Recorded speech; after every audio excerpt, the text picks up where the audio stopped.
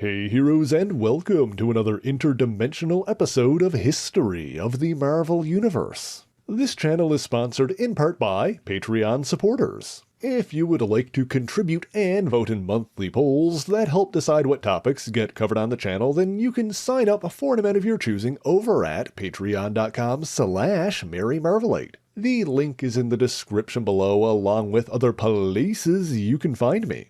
Of the myriad planes of existence and parallel dimensions in this reality and beyond, one of the most mysterious, yet often accessed, is a realm called the Darkforce Dimension. At first glance, it may appear to be a sprawling cosmos devoid of both light and life, but to call it empty would be inaccurate. In truth, the Darkforce Dimension is filled with the black energy for which it is named. Swirling endlessly in every direction, this dark force energy is so numbingly cold that it will slowly drain the life out of almost any who come into contact with it, while prolonged exposure can result in crippling fear, disturbing hallucinations, and even a complete loss of sanity. But while it is virtually impossible for any outsider to navigate the Darkforce Dimension, it does contain some pockets of space where demonic entities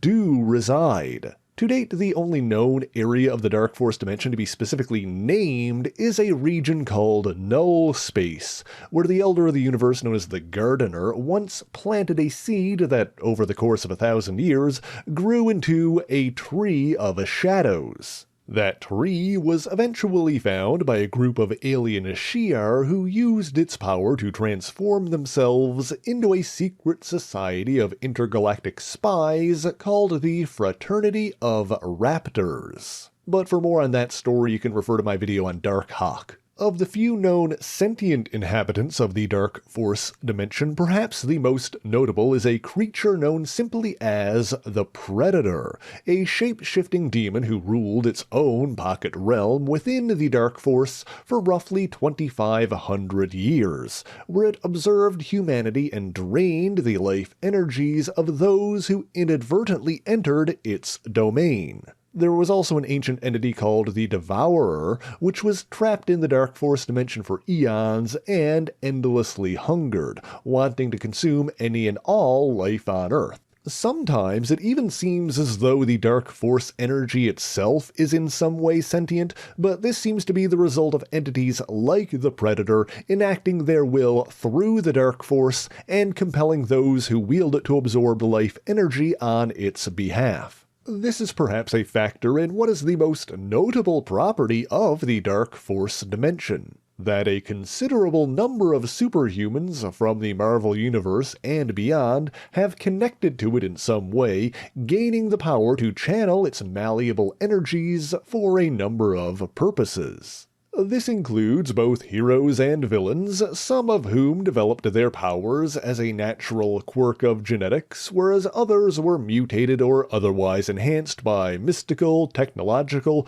or other extra-normal circumstances. And so for the rest of this video, we're going to be looking at as many of these superhumans as we have time for, briefly covering their origins as well as how they make use of their dark force energies. Now bear in mind that some of these characters could warrant more dedicated videos in the future, and so we won't be delving too deeply into their overall history here. For example, one of the first notable Dark Force users was a Russian mutant named Lanya Petrovna, better known by the codename Darkstar, who we've talked about on the channel before. Raised by the state after their mother died in childbirth, Darkstar and her twin brother Vanguard became government operatives, with Lanya's mutant X gene granting her a connection to the Dark Force. In her case, this connection stems from the fact that her consciousness was split between her physical body and a Dark Force manifestation of herself to which she is symbiotically linked. This allows her to channel Dark Force energy through her physical form and create solid objects that persist for as long as she consciously wills it. She typically employs this power to form restraints to bind her foes, but is capable of using it for other purposes. She also has the power to teleport herself and a small number of others by briefly entering the Darkforce Dimension and emerging in another location, although doing so is often disorienting. Now, I will note that traversing through other planes of existence is actually a fairly common method of teleportation, even if not everyone uses the Darkforce Dimension for it. For example, the mutant known simply as the Vanisher is capable of instantly traveling global distances by sidestepping through various neighboring dimensions. In fact, during Darkstar's time with the champions of Los Angeles, there was an incident in which she battled the Vanisher and used her Dark Force abilities to interrupt him mid-teleportation, leaving half of his body on Earth, while the other was presumably trapped in the Darkforce Dimension. That missing half later emerged on the other side of the country in New York State, where the X-Men investigated, including Nightcrawler, whose teleportation powers were linked to another parallel dimension. When Nightcrawler touched Vanisher, their similar abilities interacted, bringing Vanisher's two halves back together, but casting both mutants into yet another dimension, one populated by warrior women. Because he was in contact with Dark Force energies while this happened, Vanisher emerged with a Dark Force substance covering most of his body, allowing him to form weapons and objects like Darkstar could, although he lacked the training and discipline to maintain their solidity for long. In any event, he lost this Dark Force coating when Nightcrawler forced him to return to Earth, the energies presumably having been shunted back to their home dimension in transit. Getting back to Darkstar for a moment, an interesting expression of her Dark Force powers is her ability to fly. She accomplishes this by generating a virtually invisible portal into the Darkforce Dimension along the contours of her body without passing into it, and letting the naturally attractive force of that dimension counteract the Earth's gravity by pulling her in the direction she wishes to go. I will also note that at one point Darkstar was killed by the artificially evolved super soldier Phantomex, which is a whole other can of worms, but the nature of her split consciousness allowed her Dark Force essence to survive within a medallion that she originally wore to regulate her powers. As a result, the Russian government was able to transplant Darkstar's abilities onto two other genetically similar women. First Sasha Rorich and then later Rina Stanchov, by infusing them with Lanya Petrovna's DNA. However, both replacement Darkstars were killed in action, and the original returned by possessing the body of a shape-shifting dire wraith. Another notable Dark Force wielder is a man named Maximilian Quincy Coleridge, better known as the Shroud. Now, his story is initially similar to a certain notable caped crusader from a distant cosmos. As a child, his parents were gunned down in front of him by a small-time criminal, and he spent a number of years training his mind and body to fight against evil and injustice. Inspired by the superheroes emerging in the world around him, he resolved to obtain powers of his own, and in his ensuing search he found a hidden temple in the Himalayas dedicated to worshipping the Hindu goddess of destruction, Kali. After learning everything he could from the cult of Kali over the course of 7 years, Coleridge was branded with their mark, signifying his mastery over the darkness. He lost his eyesight as a result, but gained mystic senses that allowed him to perceive his surroundings even in total darkness. Designing the costumed identity of the Shroud, Maximilian Coleridge immediately set his sights high by attempting to kill one of the most dangerous men on Earth, Victor Von Doom. This is a slight tangent, but can I take a second to point out that Magneto once described Dr. Doom as being the most powerful man alive, even more so than himself, claiming that the only person on Earth that was more powerful than Doom was the Scarlet Witch. Say what you will about the Shroud, but he certainly wasn't lacking in ambition. In any event, while Coleridge did surprisingly well in a one-on-one fight with Doom, he nonetheless failed to finish the job, and even ended up joining forces with Doom, along with Namor and Captain America, in a subsequent battle against the Red Skull, because stopping Nazis naturally takes priority. Together, they thwarted the Skull's attempt to enslave the Earth with an orbital hypno-ray, but in the process of disarming, the Shroud was struck by the full brunt of the ray and nearly driven insane. However, he ultimately recovered and found that this combination of circumstances had awakened within him the psionic ability to summon forth absolute darkness from the Darkforce Dimension. Now, already we're seeing the versatility of Darkforce energy because while Darkstar often used it to form solid objects, the Shroud could release it in an inky, gaseous state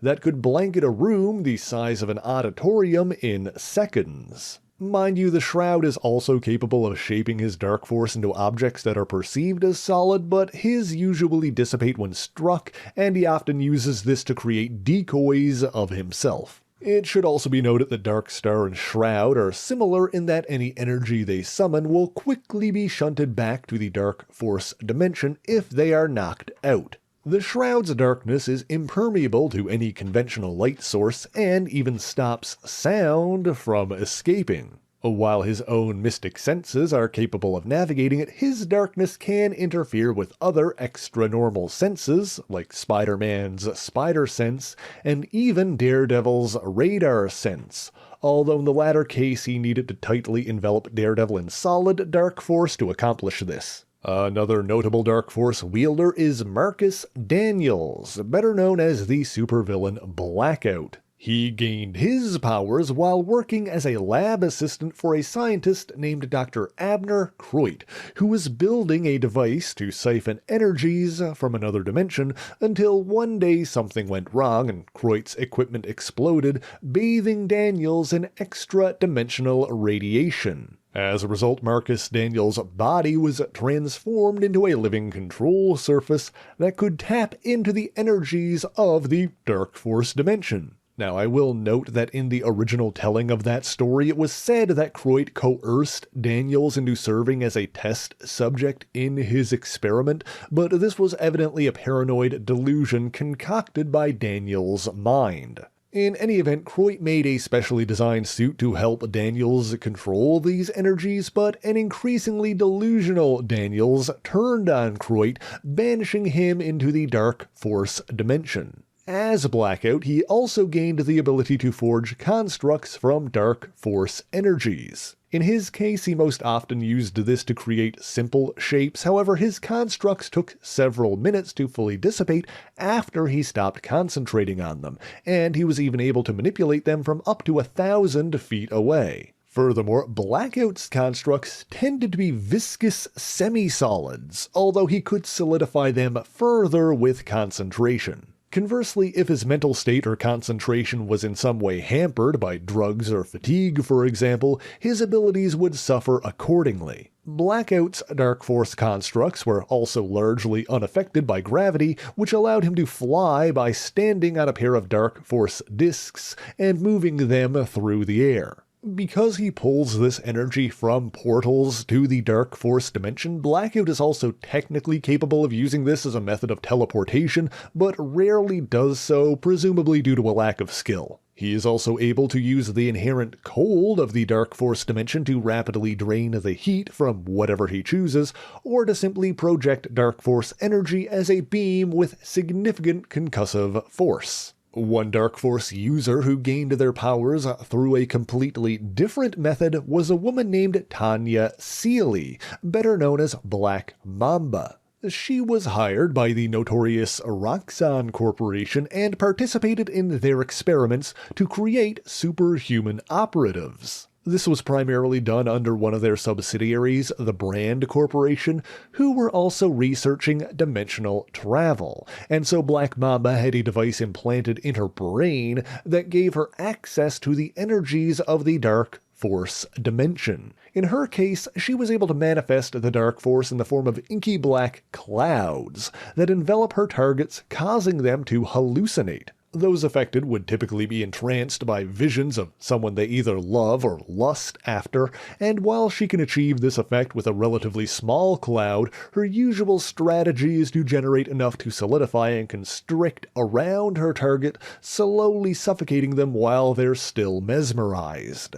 She has also demonstrated the ability to surround herself in Dark Force, using it as a form of camouflage to disguise herself. One of the most notable Dark Force users is a young man named Tyrone Johnson, aka Cloak, best known as one half of the vigilante duo Cloak and Dagger. We did a video on them years ago and may do a more detailed one in the future, but the short version is that Tyrone Johnson and Tandy Bowen were both teenage runaways who were abducted and used as test subjects for a new form of synthetic heroin called D-Light. While these experiments were carried out by a criminal chemist named Simon Marshall, the drug itself was apparently created by an entity known as Despair, one of the powerful and enigmatic Fear Lords. According to him, the true name for the drug D-Light was actually Darklight. In any event, while many died as a result of Marshall's experiments, Tyrone and Tandy survived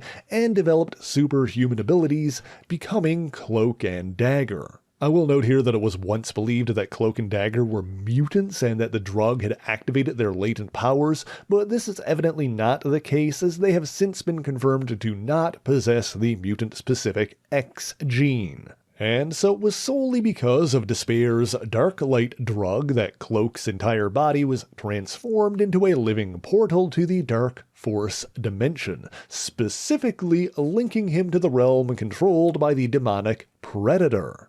Because of this, he was stricken with a need to regularly drain the life energies from other beings to feed the darkness, so to speak. He can satisfy this hunger, at least for a limited time, by pulling others into his body, sending them to a dark void that slowly drains them. He is also capable of extending his dark force outwards and enveloping his targets in darkness. Because his entire body is effectively a Dark Force portal, he naturally exists in a state of an intangibility, but he is capable of solidifying his corporeal form at will. Meanwhile, his partner Tandy Bowen became Dagger, and gained the power to create knives out of living light, or light force. Now, while there is in fact a Light Force dimension, Dagger's Light Force may not necessarily be linked to it in the same way that Dark Force originates from the Darkforce dimension.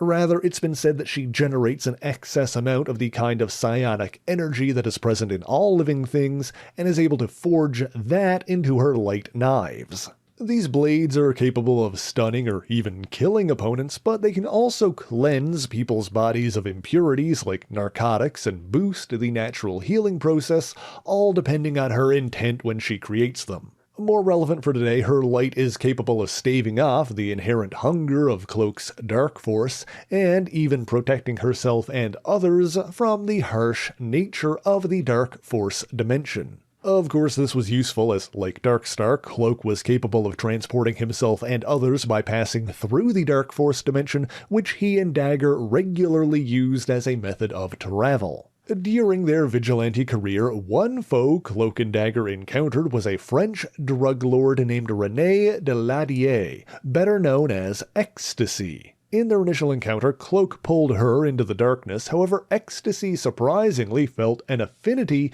with the Dark Force itself. As a result, the Predator lurking in the darkness decided to transfer Cloak's powers to Ecstasy, suspecting that she would provide it with more light to feed on. Now, this was quickly undone thanks to the intervention of Doctor Strange. However, there have been subsequent instances of Ecstasy temporarily regaining her connection to the Dark Force. Naturally, during the periods of time in which she possessed her Dark Force powers, her abilities were fairly similar to Cloak's, although she tended to use them in more lethal ways, and those enveloped by her darkness often died in a matter of seconds. Like Cloak, she would theoretically be stricken with a terrible psychic hunger if she went too long without feeding the Predator's darkness, but her willingness to provide it with victims ensured that this was never a problem for her.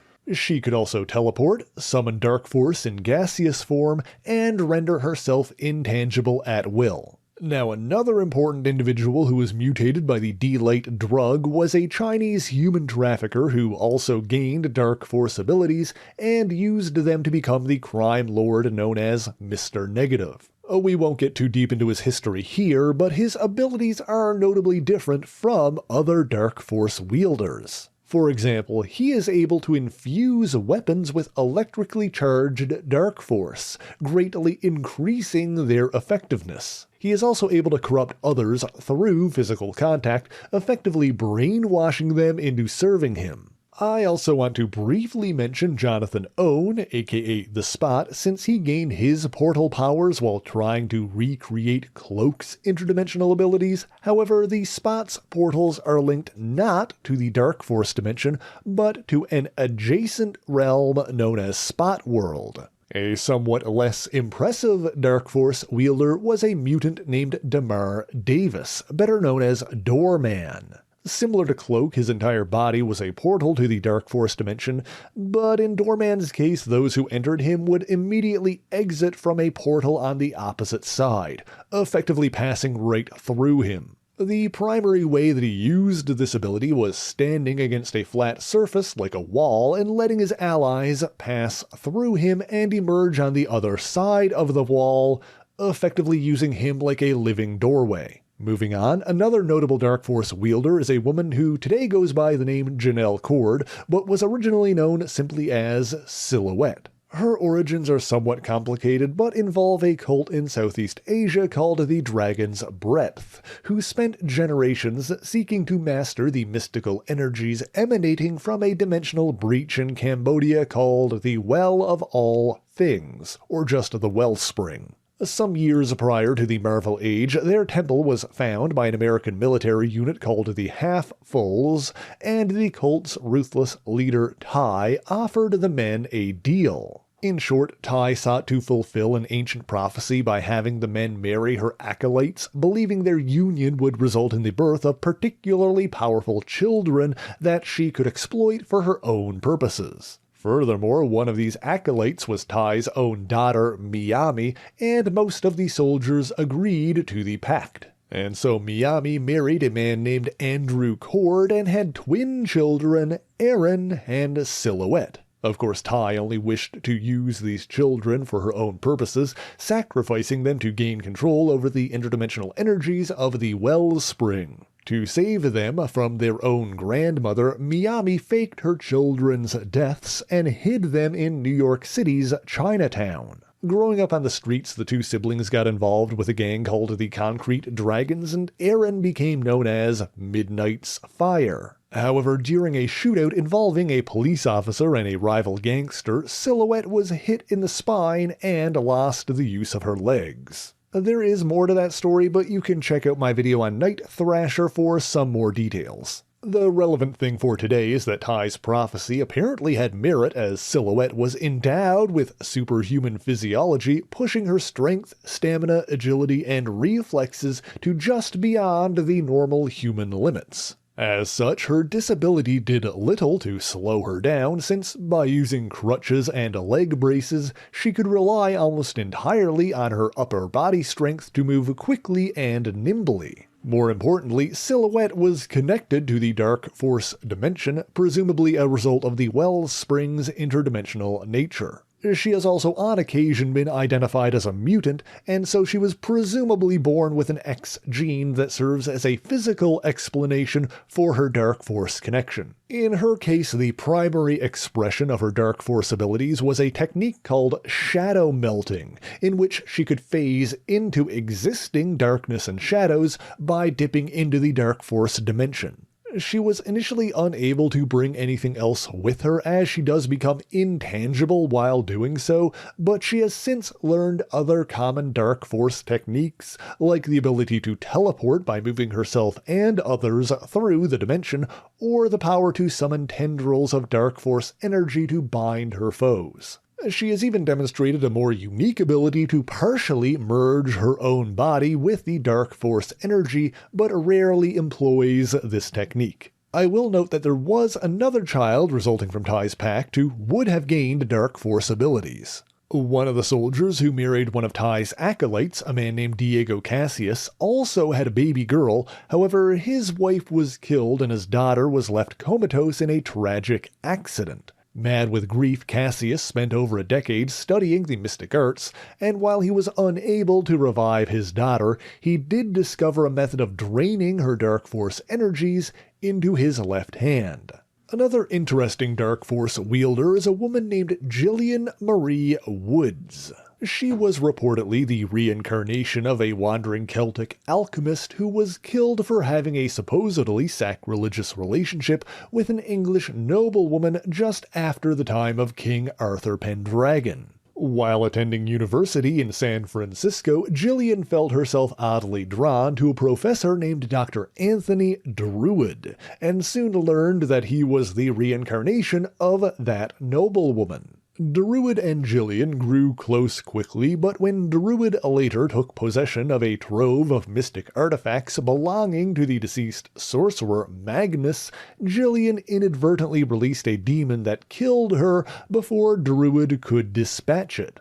Desperate to save her, Druid used a mystical artifact called the Bride of Solorioth to seize a lingering piece of her soul and infuse it into her own shadow. Reborn as Shadowwoman, she gained the ability to draw power from the Darkforce Dimension, allowing her to fly, become intangible, phase into the shadows, and summon forth fields of darkness. She used these powers to become a hero, adopting a form that was reminiscent of Magnus's ally, Spider-Woman. Meanwhile, Druid hid the fact that she'd been killed and resurrected as a shadow, instead claiming that the demon had caused her transformation. However, Gillian later found out the truth, leading to a conflict between them. In the wake of this, Shadowwoman declared that Gillian Woods was dead and clad herself in armor made from solidified Dark Force, renaming herself Sepulchre. Now, there are certainly more examples of Dark Force-connected individuals, but we wouldn't have time to touch on every single one of them.